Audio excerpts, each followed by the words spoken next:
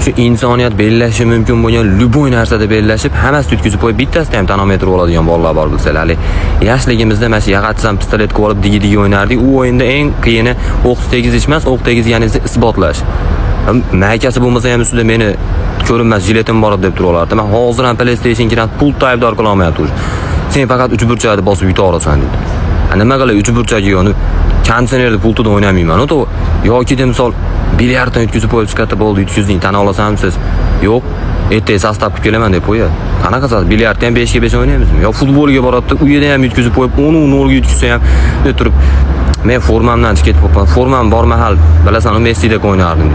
Nimani Messidek o'ynaydi? Shashganimi? Yo, nima Messida oyog'ini baylab qo'yib o'ynatishgan. Raza bahana qolmay qolsa, zato Realda 15 ta kubogi bor, Barsani treble bor u deydi. Ikkalasini ham aytdi. Men nima Nottingham Forest tarafini olaman.